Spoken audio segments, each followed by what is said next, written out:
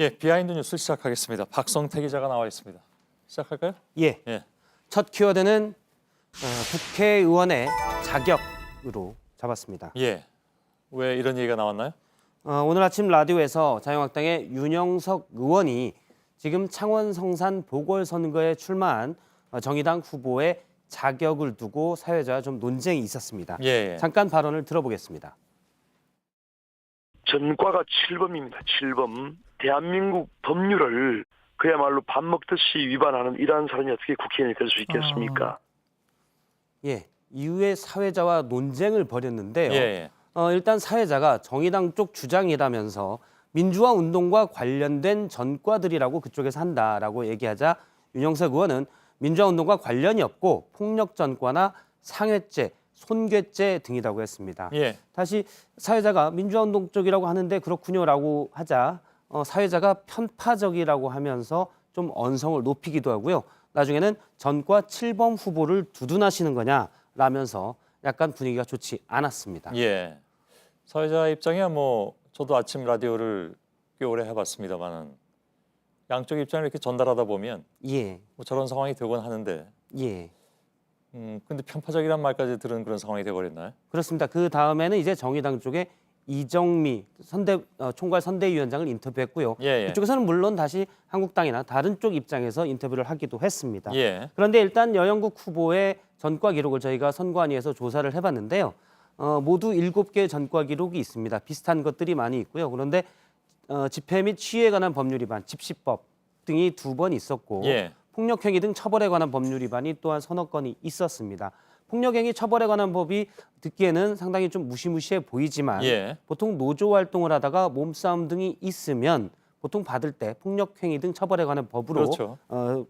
전과가 생깁니다. 예. 제가 이제 관련돼서 그 7개 전과 기록에서 다 정의당 쪽에 물어보니까 대부분 노조 활동을 하다 생긴 것이고요. 정의당 한창민 선대본부장은 앞에 90년대에 있었던 4건은 이미 민주화 운동으로 사면을 받았고 그 이후에는 IMF 이후 구조조정 과정에서 노동자 생존권을 위해서 일하다가 노조 활동을 하다가 법적 제재를 받았던 것들이다라면서 이해를 구했습니다. 예. 이후에 이제 이정미 정의당 대표가 앞서 얘기한 대로 인터뷰를 했는데요. 이 전과 기록에 대한 얘기도 나왔습니다. 예. 그러자 이정미 대표도 엄혹한 시대에 노동운동을 하다 생긴 거라 이해를 부탁드린다라고 하고 그러면서 상대당인 한국당의 강기훈 후보도 전과가 있는데 그런 말을 할 처지냐라고 얘기했는데 예. 도로교통법 위반, 즉 음주운전으로 200만 원의 벌금형이 받은 적이 있었습니다. 예. 어떻게 이제 서로 전과 드러내기 상황이 돼버렸네요. 예. 두 번째 키워드는요?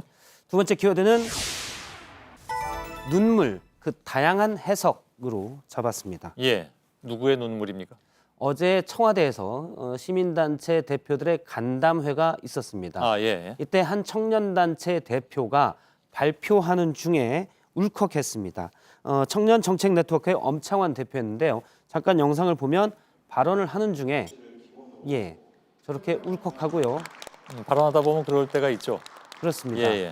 잠깐 약간 쑥스러운지 웃음도 띄었다가 다시 약간 눈물을 보이기도 했습니다. 주변에서는 괜찮다라면서 발언을 계속하라 그랬었는데 나중에 이제 문재인 대통령에게 바라는 게 있다라고 하면서 말을 맺기도 했습니다. 예.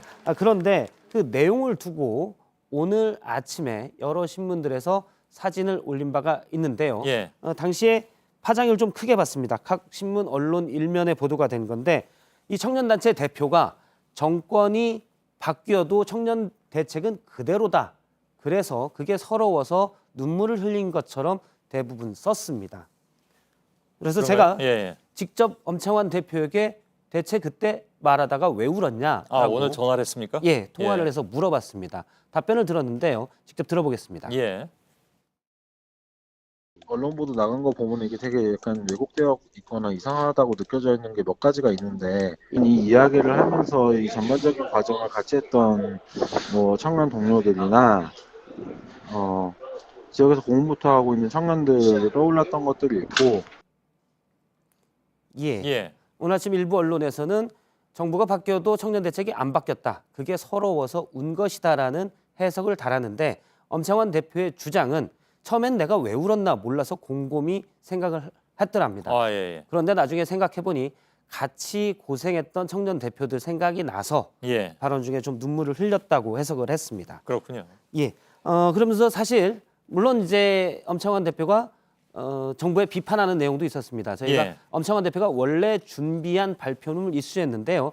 여기에는 문재인 정부 들어서 구체적으로 좀 나아진 정책들이 있다라고 원래 언급을 하고 그다음에 하지만 청년 대책을 바라보는 근본적인 관점에서 너무 중점으로 놓은 게 아니라 뭐 일자리 대책이랄지 이런 부분이 너무 근시안적으로 단편적으로 되는 부분이 있다라는 지적도 있긴 있었습니다. 예. 알겠습니다. 예. 세 번째 키워드 보죠. 세 번째 키워드는 이현주 바로미터로 잡았습니다. 예. 뭐 요즘 좀 발언 때문에 또 좀 얘기가 많이 나오던데. 그렇습니다. 당대표인 손학규 대표를 인터넷 방송에서 찌질하다라고 해서 논란이 됐는데요. 예. 그것 때문에 바른미래당에서는 윤리위에 회부하겠다 하고 있습니다. 예. 이현주 의원은 오늘 한 인터뷰에서 손학규 대표도 지금 창원에서 후보가 있는데 희미하게 득표율이 나오면 손 대표가 정치적 징계를 스스로 받아야 된다라면서 여전히 손 대표에 대한 날을 세웠습니다. 예. 당내에서는 상당히 이현주 의원에 대한 반발이 이 국민의 단계와 그리고 현재 당권을 준 쪽에서 많이 나오고 있습니다. 예. 오늘 당 대변인도 논평을 냈었는데요. 윤리위에서 징계를 강하게 해야 된다면서 보기 드문 캐릭터를 지켜보는 일도 한계가 있다라고 논평을 내기도 했습니다. 이현주 의원을 두고 한 얘기인가요? 그렇습니다. 예, 예. 김정화 대변인의 논평이었는데요. 하지만 바른미래당 내 바른정당계에서는 징계에 대한 반발도 있습니다. 예. 이준석 최고위원 같은 경우는 징계가 공평하지 않다라면서 그러면 예전에 3등할 후보는 출마하지 말아야 된다고 했던 안철수 당시 대표를 시사하면서 같이 징계해야 된다라는 주장을 펴기도 했습니다. 예. 그러니까 두고 보면은 당내에서 이현주 의원을 두고 징계를 해야 된다, 안 해야 된다 서로 의견이 갈리고 있는 겁니다. 그러네요. 예. 결과는 뭐 좀 봐야 되는 겁니까, 그러면? 그렇습니다.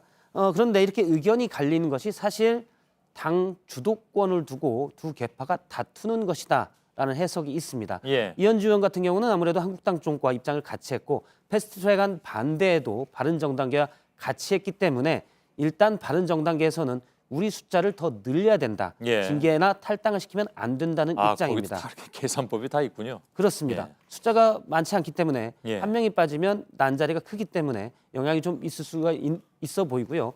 눈에 띄는 것은 유승민 의원의 행동입니다. 예. 4월 팬미팅을 연다고 하는데요. 4월 6일 날 예정이 돼 있습니다. 재작년에 연 뒤에 거의 2년 가까이 만에 예. 팬미팅을 여는 건데요. 제목이 You and Me 그리고 Are you ready 이렇게 돼 있습니다. 예. 그러니까 준비가 You- 됐냐고요? 그렇습니다. 예. Are you ready는 당신은 준비됐냐 하는데 You의 색깔을 녹색으로 했는데 자기 성을 땄네요, 근데. 그렇습니다. 예. 유승민의 You가 준비됐다라는 맥락이고 제가 측근에게 물어보니까 최근 유승민 대표가 이제는 내 목소리를 내야 되겠다. 예. 할 일을 하겠다라는 의지가 강하다고 합니다. 알겠습니다. 박성태 기자였습니다. 수고했습니다.